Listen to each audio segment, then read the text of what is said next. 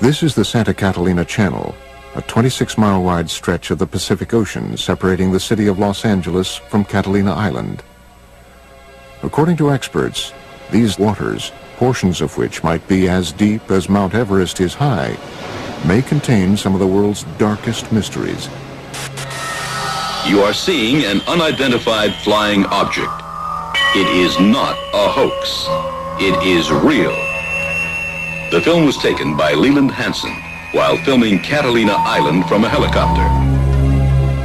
In recent years, escalating reports of unidentified submerged objects, or USOs, flying into and out of the channel have caused great concern to local residents and researchers. The whole area here is just a huge hotbed of UFO activity. I've uncovered probably 200-300 cases of UFOs flying over the mountains and over the water here. It's just a huge hotspot. Preston Dennett is the author of UFOs over California. He has been investigating USO activity in this area for almost 20 years. Actually, there was a huge wave of sightings over the Santa Monica mountain range on June 14, 1992. The witnesses counted a total of about 200 objects. What's interesting about this case is these objects came from below. Normally when someone sees a UFO, it comes out of the sky like a star. They see a star-like object and it comes swooping down. These came from below to above. June 14th, 1992, 10:24 p.m. For almost 2 minutes, the waters of the Pacific Ocean explode with light as hundreds of bright, disc-like craft are witnessed flying out of the water together. Similar to other reports of USOs exiting the water, these craft emerge from the Pacific in almost complete silence. They reportedly hover for a moment before bursting into space. Reports of this incident were phoned into local police departments as far away as Malibu. The following is an actual call that was placed on that day. Monticello Sheriff Station. Did anyone report anything strange tonight? Can you be a little bit more specific? Strange, lights. Lights? Just what exactly happened to you? I'm ashamed to tell you because I think you're going to think I'm crazy. We saw what we thought was a bright light up in the sky. Okay. We could hear it wasn't a helicopter. I'm telling you, I have never been more frightened in my life. According to Dennett, the incident was also reported to the U.S. Coast Guard sector in Long Beach, which ultimately declined the search request. This 1992 event was the second in Los Angeles in 3 years. On the dark, foggy morning of February 7th, 1989, scuba divers, boat sonar systems, and people on the shore witness a long, dark, unidentified craft dive out of the Pacific. For about 90 seconds, the USO rests just above the surface before emitting about a dozen smaller, fast-moving objects. 60 seconds later, the craft dives back underwater. Its last reported sonar heading was south toward the Santa Catalina Channel before it disappeared. And it involved dozens of objects which were seen off the coast of Marina del Rey. On occasion, some of these craft would emit smaller craft, about 20 feet in diameter. And these were seen moving underneath the surface of the ocean, and they were coming in and out of the water. As the 1947 incident at Roswell sparked worldwide curiosity about flying saucers, these events near Los Angeles have sparked a current wave of research into the capabilities and threats of so-called USOs. The oceans of the world covering, 70% of the planet, they hide a lot of history and a lot of mystery. There's a very good reason for a whole society of creatures, sentient creatures, advanced creatures living underwater because they can, because nobody goes there. It's fascinating to think of the underwater UFOs because they know a lot about this planet that you and I don't know. Unique to the USO phenomenon is the reported ability of these craft to multiply and break apart. One such astounding case has become known as the Golfo Nuevo event. On February 8, 1960, the Argentinian Navy is on alert as they track two unidentified submarine-like objects in its waters, thought to be American subs. Then, according to reports, the underwater objects are seen on sonar to break apart and fly out of the water. Sonar contact, 173, 438 yards. There's contact, sonar contact, 173, 438 yards. Two gigantic submarines sighted by the Argentinian Navy in 1960 inexplicably multiplied into 6 other submarine objects. The Argentinians were never able to catch them or destroy them because the objects simply disappeared. The case even caught the attention of the Soviet Union's most senior officials. Nikita Khrushchev, who was the leader of the Soviet Union at the time, was so much intrigued by the whole story that he sent his diplomatic attaché in Buenos Aires to find out what's been going on. While some researchers contend that these reported cases might be nothing more than military submarines firing torpedoes, others argue that submarines were not capable of firing 6 or more objects in 1960. Late USO researcher Ivan T. Sanderson's 1970 book, Invisible Residents, was the first to analyze the USO phenomenon. He reports on another remarkable example of USO behavior. In March 1963, the U.S. Navy submarine exercise is progressing as planned 100 miles off Puerto Rico. Suddenly, one Navy sub abruptly breaks from its assigned route after picking up an unidentified object traveling at speeds in excess of 150 knots. The submarines are astonished by the depth at which the unidentified craft is moving, 20,000 feet underwater. It gave the acoustic signature of a single propeller type of motion through the water, and it was tracked at depths down to 20,000 feet, whereas a typical crush depth for a submarine would be 7,000 feet. So this thing, whatever it was exceeding the technical capabilities of submarines at that time and even today. The vessel is tracked for almost 4 days by the entire carrier group.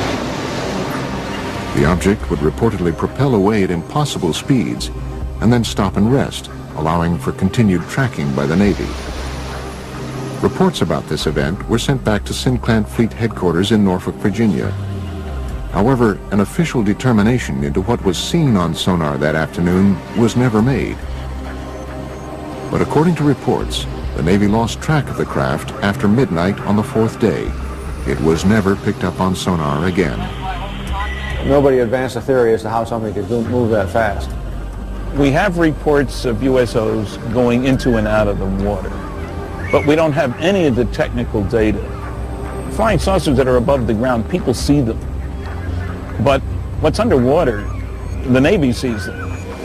And the Navy isn't talking about what it's finding.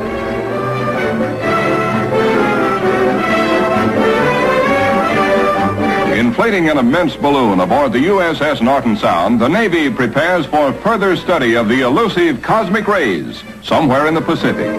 That's the news. A secondary consideration clears up the mystery of the so-called flying saucers. For it is these monsters which rise 19 miles and attain diameters of 100 feet that have been mistaken for the apparitions called flying saucers. At great altitudes, they tell us, these elongated enormities flatten out like plates. Mystery ended. But reports from around the world continue. Another extraordinary case is reported in the international press beginning on November 11th, 1972. A fast-moving submarine-like object is picked up on sonar in the Sonja Fjord off the west coast of Norway by the Norwegian Navy, which hunts it for 2 weeks. A fleet of surface ships and specially equipped sub-hunter helicopters are assembled to find the object. On November 20th, 1972, the USO is seen visually for the first time. It was described as being a massive, silent, cigar-shaped object. A Navy ship promptly fires its guns and torpedoes at the craft. Some ship actually saw it on the surface and fired at it, but it dived, and then they started dropping depth charges. Although all the articles treat this as a submarine, the fact of the matter is nobody was able to identify it as a submarine. After tracking the object for almost 2 weeks, the Navy devises and executes a plan to blockade the fjord and trap the USO. They tried to seal off this fjord so nothing could get in or out. Nevertheless, after 14 or 15 days, this thing disappeared. So that may mean that this object, whatever it was tracked by the Navy, was not a submarine at all, but an unidentified submerged object. Coming up, did Christopher Columbus and his crew witness USOs flying into and out of the Atlantic on October 11th, 1492? One of the earlier cases comes all the way back from the day before Columbus Day in 1492, before there was a Columbus Day. And it happened on the Santa Maria.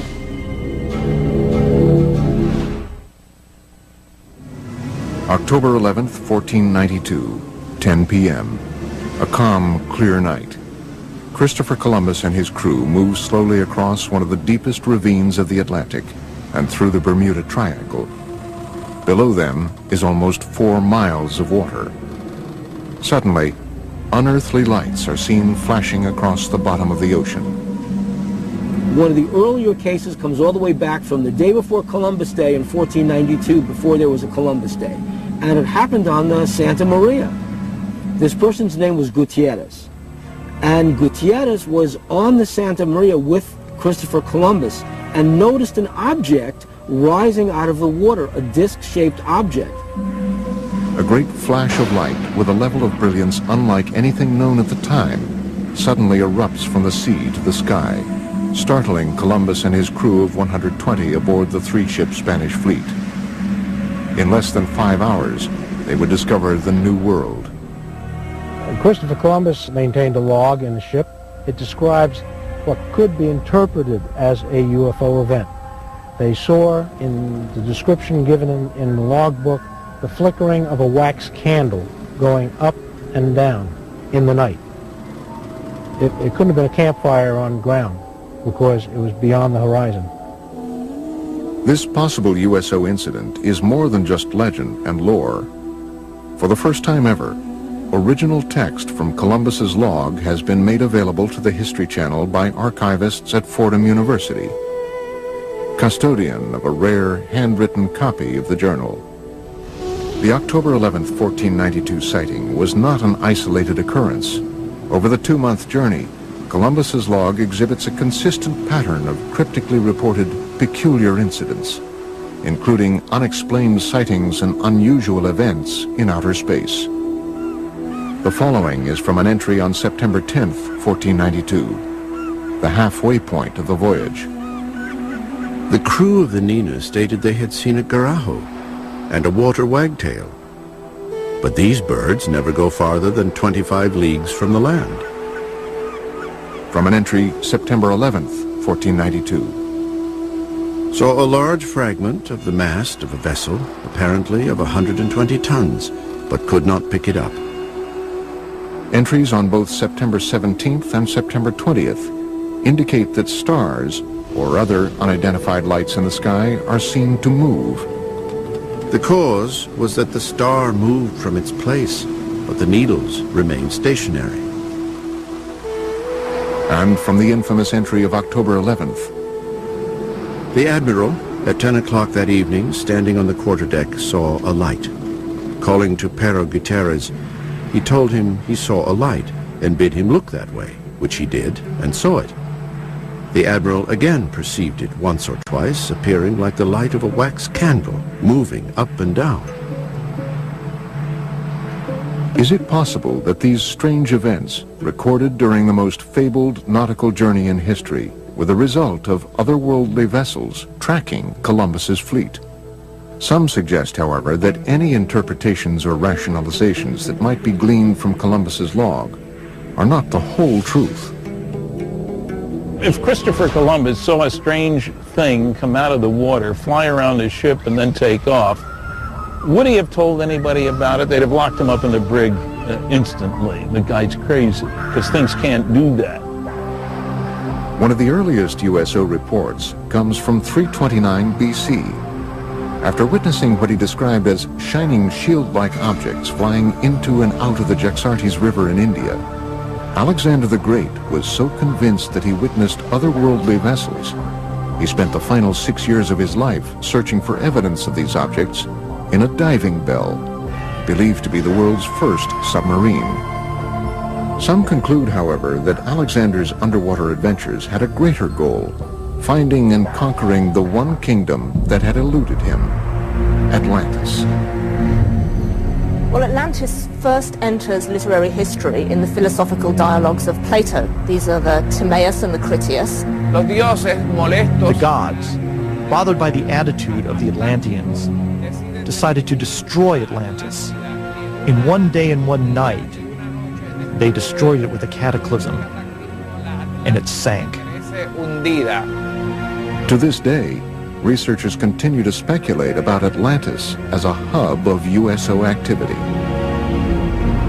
The legend of Atlantis definitely is based on knowledge, probably lost by today, of some secret underwater civilization. Atlantis's supposed location in the Mediterranean would have provided USOs a convenient position from which to monitor human civilizations and their shipping routes to and from Asia Minor, Rome, and Athens. The Mediterranean was the cradle of ancient civilization. The Phoenician traders traveled back and forth between the Middle East and Greece across the Mediterranean.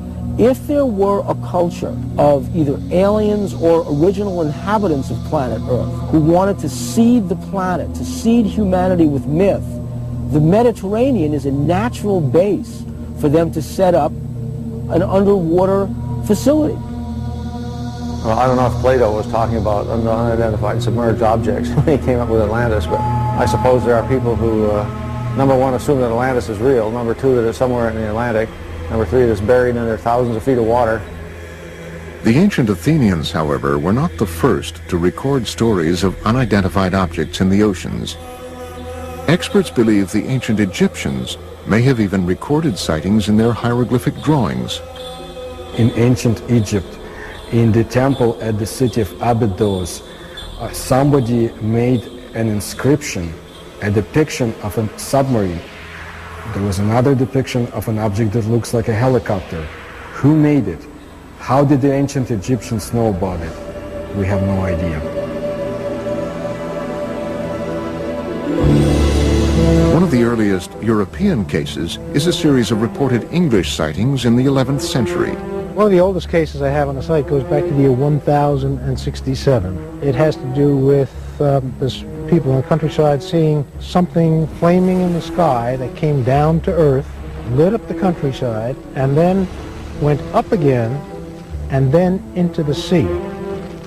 Carl Feint has been researching USO phenomenon for almost a decade.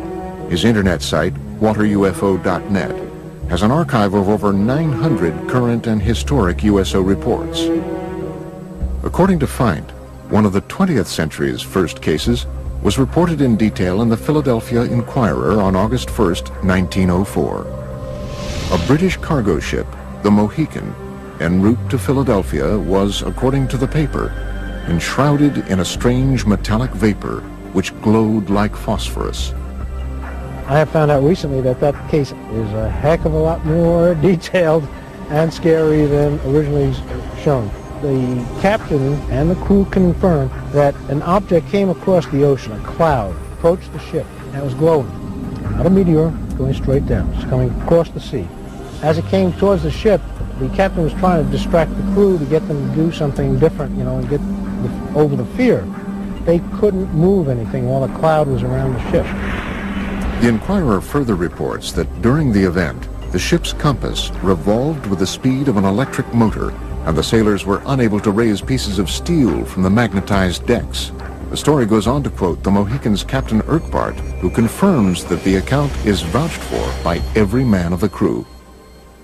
But perhaps the most astounding USO-related event, according to experts, is a Canadian case from 1967. The Shag Harbor case is the most important USO case in documentation. The UFO moved underwater to a different point. A second UFO joined it. Coming up, we visit Shag Harbor, Nova Scotia on the 38th anniversary of this crucial USO incident. On October the 4th, 1967. That's where the lights was, right behind me on the water.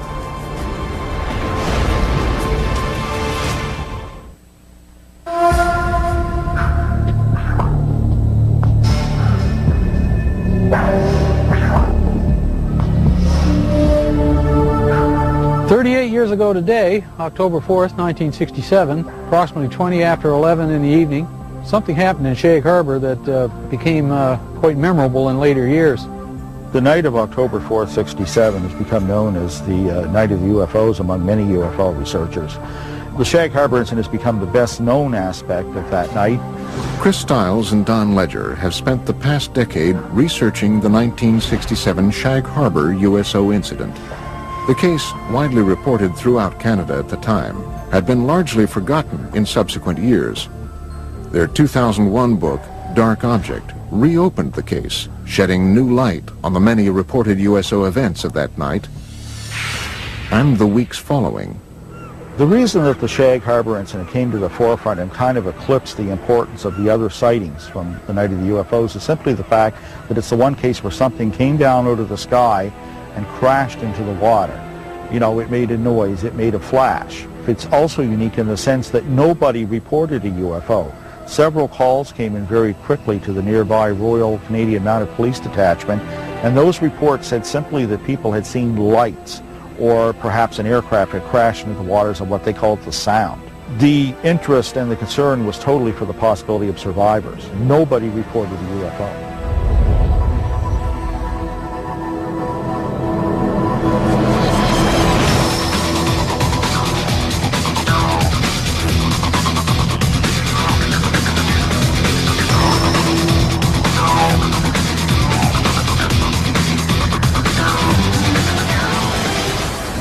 I'm not surprised now that I had seen something in the sky that night, because all over Nova Scotia, the night of the Shag Harbor incident, there were many UFO reports. Just up around the bend, we'll be coming into Shag Harbor, and the site crowd gathered and watched whatever it was that happened here 38 years ago today. Each year, Ledger and Stiles make an anniversary trip to Shag Harbor to meet with Norm Smith, one of only 3 surviving witnesses. See the island out there? That's where it all took place, right off there. That's where we seen the light in the water. Hey, sir. How you been? Good. Wow. How are you? Same old. That's good. The 3 of us stood on the lawn watching the lights. Eventually it started going, it looked like it was moving to us, and then on a downward slope towards the ground. We thought it was a plane crash. So we jumped in the vehicle in my old man's car and my uncle's, and we went up to this spot right here by the Irish Moss plant. And when we got here, there was probably 10, 12 other people. We watched the lights on the water for a period of 2 or 3 minutes, and then the lights disappeared. What happens next is indisputable. Before midnight on Wednesday, October 4th, the Royal Canadian Mounted Police officers who witnessed the event from the shoreline searched the water on boats until 3 a.m. with the help of several local fishermen, including Norm Smith. At noon on Friday, October 6th, Canadian Navy divers from Halifax arrive and search the area through the weekend. Eventually, 7 divers were dispatched from the Fleet Diving Unit in Halifax and taken down to Shag Harbor. The search effort continued through all the daylight hours of Saturday and Sunday, and by Monday morning that search was officially terminated in Ottawa, and they just simply state unidentified flying object and circle it and underline it. According to government reports, the object travels from the south to the north along the Nova Scotia shoreline. At one point, it stops and hovers. Then at approximately 11:20 p.m., it enters the water at a 45-degree angle, 300 yards offshore. Directly behind me where we seen the lights, right at Bomb Portage Island, directly behind me. When the Royal Canadian Mounted Police officers that had responded to the call arrived at the shoreline of Old Highway number 3, the UFO was still moving upon the surface of the water. The object also appeared to be leaving a trail of dense yellow foam. In the weeks following October 4th, the story becomes even more mysterious. The case is front-page news across Canada, and as Ledger and Stiles report in their book, in the days just prior to the Canadian military's official classification of this incident as a UFO event, a second craft enters the waters of Nova Scotia to rendezvous with the first craft. Then this thing resumed its headway back down this way at about 4,400 miles an hour and came down through northern New Brunswick, right down over the Bay of Fundy, across the southwestern tip of Nova Scotia, across this way, and went down in the water here. Authorities already knew the object was no longer there, that it had moved under the water and had come to rest on the seabed. It sat there for almost a week, right to the hour. And after that time, it began moving under the water to the Gulf of Maine with the aid of a second craft that was helping repair it. And the two of them broke the surface of the water and flew away out over the Gulf of Maine. Interestingly enough, there is a second report of a sighting 1 week in Shag Harbor of two sets of lights, one orange, one yellow, leaving the water and flying away. This case continues to inspire debate and continued research into the events of October 4th, 1967.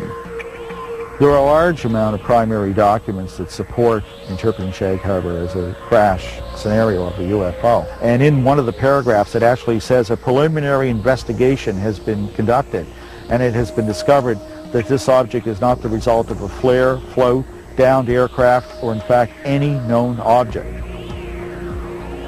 I didn't know then, back 30-odd years ago, I didn't know whether it was a UFO or what it was. But nobody will ever make me believe that there was nothing there, because it was. Coming up, seen for the first time, video evidence of what might possibly be a USO emerging from the waters of Laguna Cartagena in Puerto Rico. And they are coming towards Laguna Cartagena. And later, a University of California scientist reveals that supersonic speed by deep-sea UFOs is not only scientifically possible, but likely.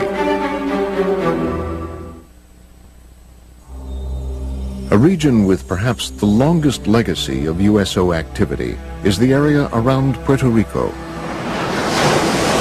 As the mysterious southern point of the Bermuda Triangle, the island has been at the center of USO debate for decades. Puerto Rico is a hot spot for underwater UFO activity, and it seems to match the pattern of other cases. Puerto Rico is considered in all of the Americas to be the place where there's the greatest number of USO sightings. Members of the Puerto Rican-based ufology group, Project Argus, agreed to lead a tour of some of the island's more notable USO-related areas. Laguna Cartagena is an isolated lake near the southwestern corner of the island. It has become linked to much of Puerto Rico's reported USO activity. I have been conducting investigations for years in Laguna Cartagena, where there's also a lot of secrecy about USOs. Laguna Cartagena since 1930 has been a place where hundreds of cases were reported of flying objects coming and going from the area. October 8, 2002, approximately 9 p.m., Puerto Rican police officer and Project Argus member Carlos Torres witnesses a red glowing USO fly out of the waters of Laguna Cartagena at an incredible speed. Then it stops and hovers just above the water. I was a witness of an object suspended over Laguna Cartagena. The military got involved because they were also witnesses. The object flew away and then back from Monte Indio. And it stopped and hovered over Laguna Cartagena.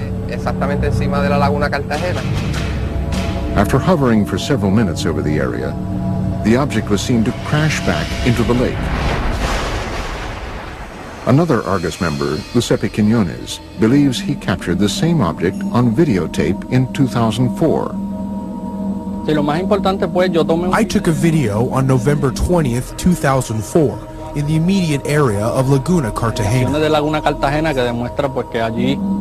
Seen for the first time, possible video evidence of a USO near this enigmatic lake. The brightly lit craft-like object was seen emerging from the water. Here, it hovers for almost 1 minute before flying away. In the mid-1990s, several attempts to disprove the USO activities were made, despite hundreds of witnesses that said they saw lights going in and coming out of the water. They have been seen all over Puerto Rico. Specifically, the most mentioned places are Laguna Cartagena and Route 303. The region of Lajas, through which Route 303 runs, has been another source of significant USO and UFO reports, including a possible 1997 crash on Monte Indio that left behind a scorched earth impact zone and many unanswered questions. In May 5, 1997, a UFO crashed there, burned many lands on the top of the mountains, and there was federals that night, and they obtained something that we don't know, a UFO. After this 1997 incident, local government officials began to take USO and UFO reports more seriously.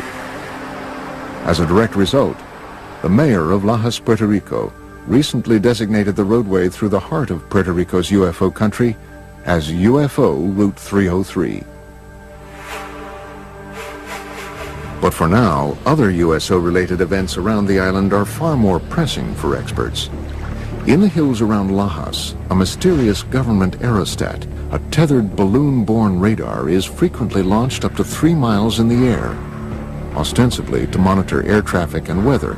However, USO researchers believe the balloon's real function is actually covert, to observe and record UFO and USO activity. There was a government document in the legislature where a secret investigation was conducted. Not public, but secret, about the USO events in the waters. But the document states that they do not pose any danger to humanity.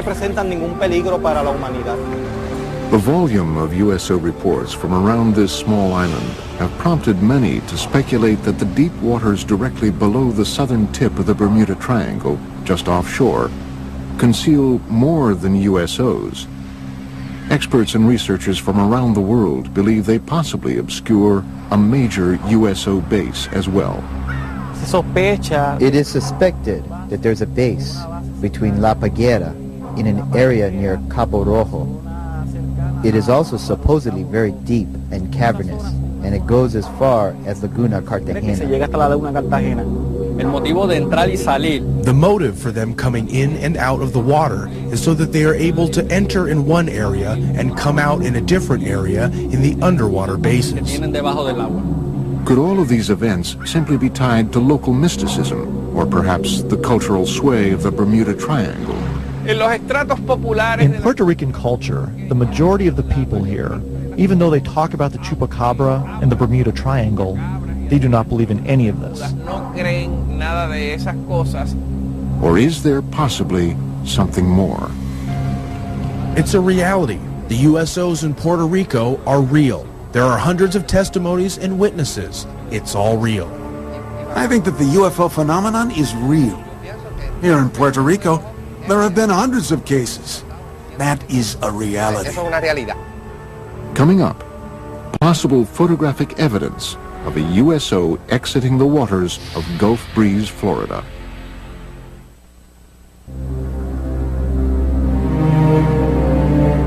It is believed that unidentified submerged objects are able to move through our oceans and seas in ways that defy all principles of modern physics.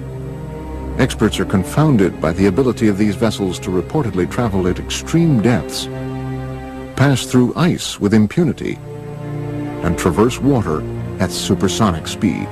These kinds of craft, ostensibly, can travel underneath the water because they are impervious to water, just like they're impervious to gamma rays, cosmic rays, impervious to anything that gets in the way of their traveling in space. According to all information, we are dealing with a very advanced technology.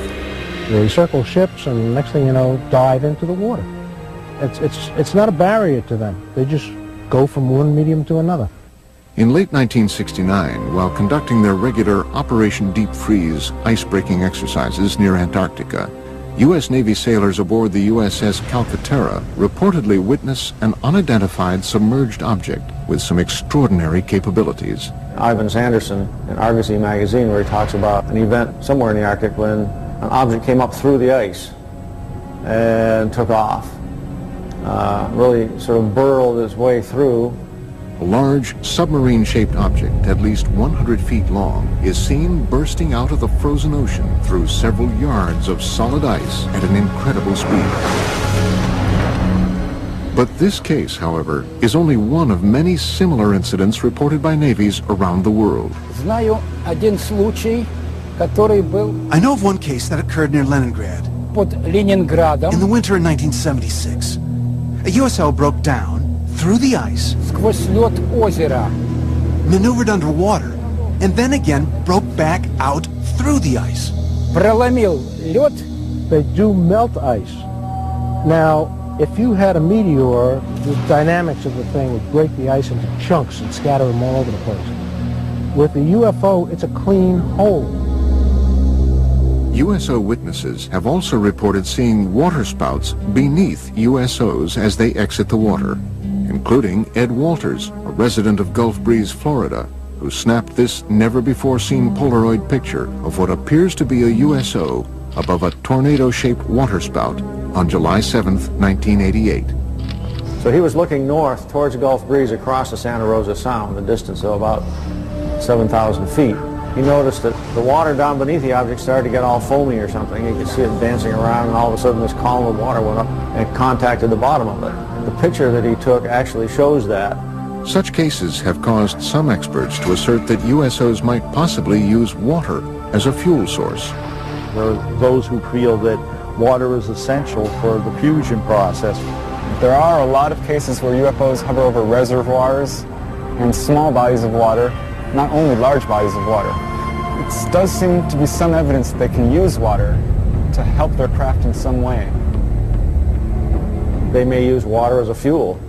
In these cases where they talk about objects hovering over the water and seeming to suck water up in, certainly sounds like they need a big drink or something to keep going.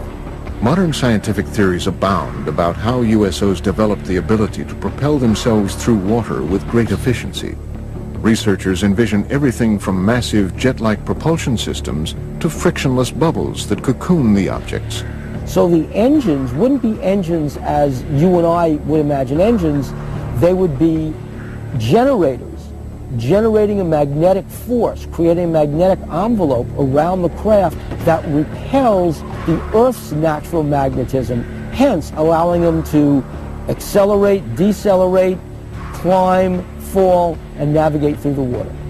By exerting forces at the surrounding fluid, seawater, nice electrically conducting fluid, you can control the drag, you can control the flow, the speed, the lift.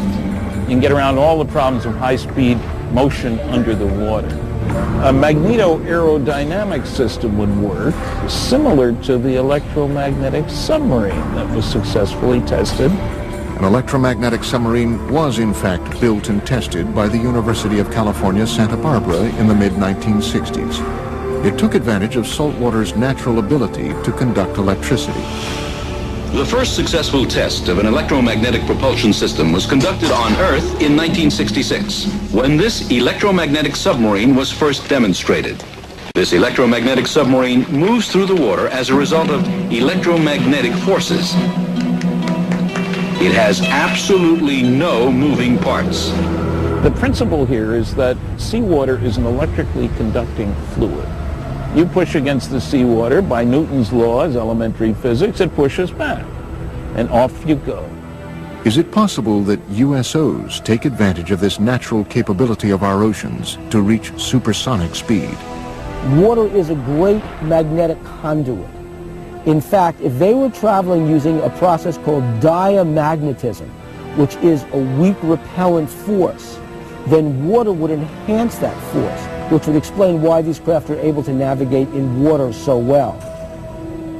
One researcher theorizes that USOs might move rapidly through the water and avoid catastrophic damage using the same principles as a common light bulb. UFO is the filament in this particular case, and the bulb is the field, and that protects the UFO. It keeps the water from coming onto it when it goes in. They move it though, and it never touches the UFO. And that can be achieved by creating so-called supercavitating bubble around the whole object. In that way, whole object travels together with a bubble of water vapor. Marco Princivac is a professor of mechanical engineering at the University of California, Riverside.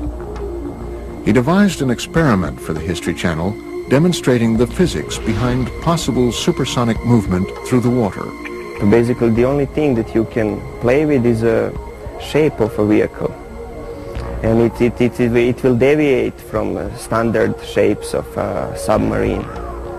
To demonstrate how different shapes can produce the conditions for supersonic underwater travel, Princivac and his team force an underwater current along with green dye and high-powered lasers around different submersed objects.